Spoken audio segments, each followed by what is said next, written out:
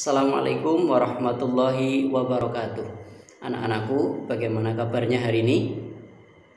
Insya Allah sehat ya. Alhamdulillah. Kalau memang sehat, mari senantiasa jangan lupa untuk bersyukur kepada Allah Subhanahu wa Ta'ala, karena Allah lah yang memberi kita nikmat sehat, memberi kita kesempatan, memberi kita kemampuan, sehingga alhamdulillah pada kesempatan kali ini kita masih bisa bertemu kembali walaupun lewat virtual atau lewat online untuk bersama-sama belajar pendidikan agama Islam.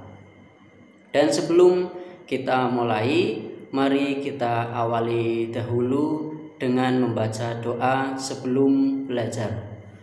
A'udzu billahi minasy syaithanir rajim.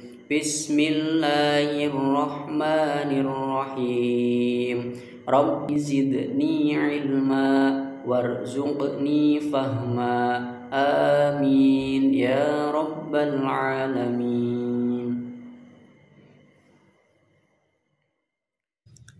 Nah, anak-anakku kelas 5 yang semoga senantiasa dalam lindungan Allah Subhanahu wa Ta'ala. Pada kesempatan kali ini alhamdulillah kita sudah sampai di pelajaran 10, yaitu kisah teladan Luqman.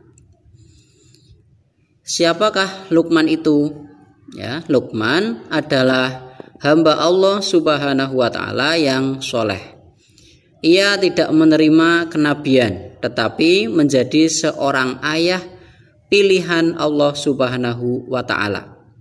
Jadi Luqman itu adalah orang biasa, bukan seorang nabi atau rasul, apalagi termasuk dari malaikat. Bukan, Luqman itu adalah orang biasa.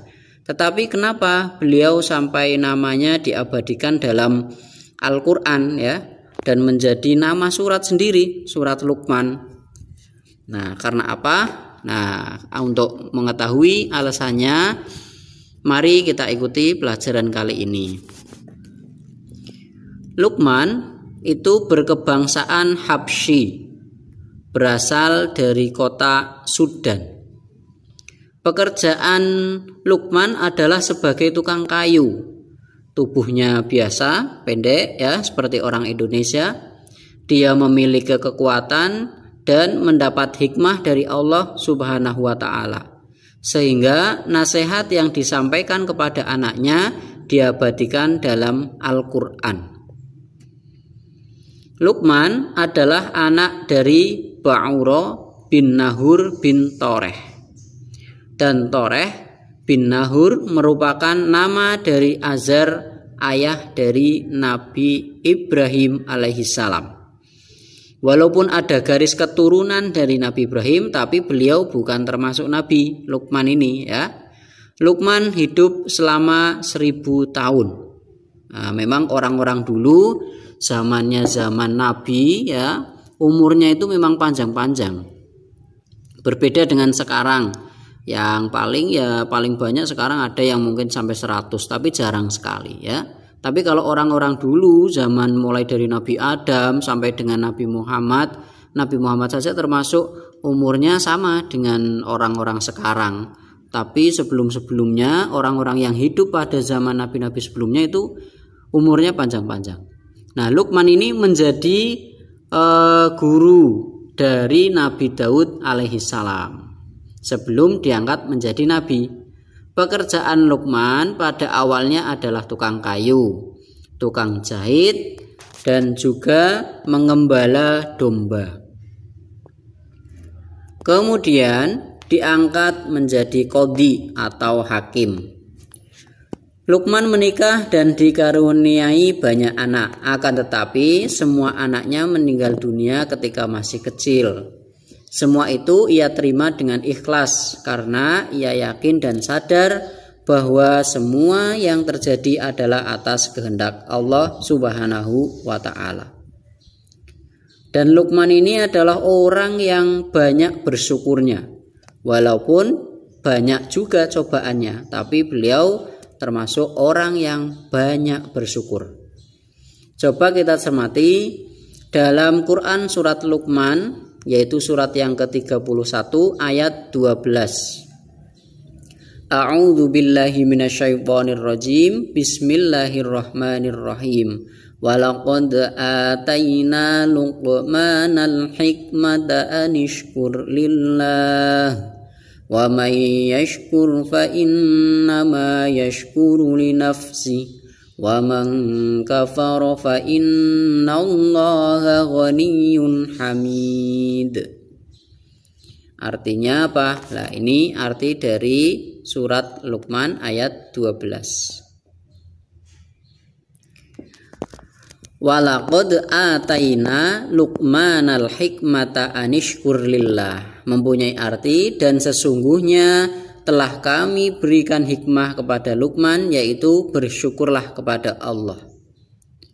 Kemudian wa may yashkur fa innama yashkuru li nafsihi, dan barang siapa yang bersyukur kepada Allah, maka sesungguhnya ia bersyukur untuk dirinya sendiri.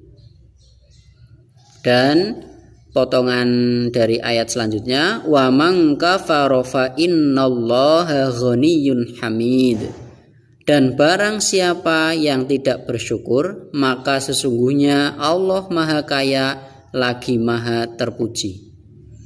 Maka pelajaran atau hikmah yang dapat kita ambil dari Quran surat Luqman ayat 12 ini adalah yang pertama, bahwa Luqman adalah seorang hamba Allah Subhanahu wa ta'ala yang telah dianugerahi Allah hikmah, yaitu selalu bersyukur kepada Allah.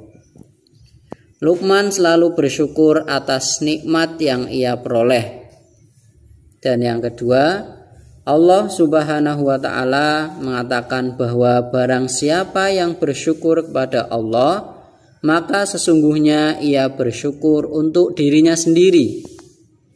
Syukur adalah berterima kasih kepada Allah atas segala nikmat yang diberikannya kepada kita, seperti tubuh yang sempurna, dapat melihat, mendengar, berbicara, berjalan, meraba dan merasa. Kita dapat makan dan minum, memiliki tempat tinggal, pakaian, dapat belajar, serta memiliki iman Islam. Dan hikmah yang ketiga adalah Allah Subhanahu wa ta'ala telah menganugerahi Luqman ketaatan beribadah kepada Allah, memiliki perasaan halus, akal pikiran, dan pengetahuan luas.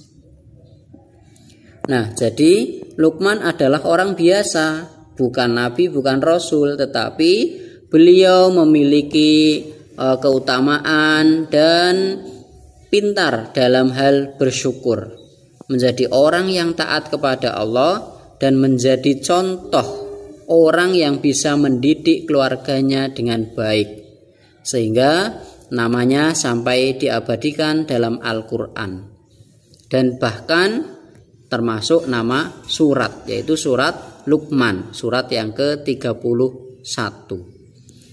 Mudah-mudahan dari pelajaran ini kita dapat mengambil hikmah dari kisah Luqman.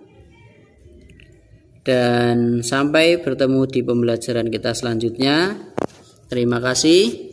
Bila taufik wal hidayah. Wassalamualaikum warahmatullahi wabarakatuh.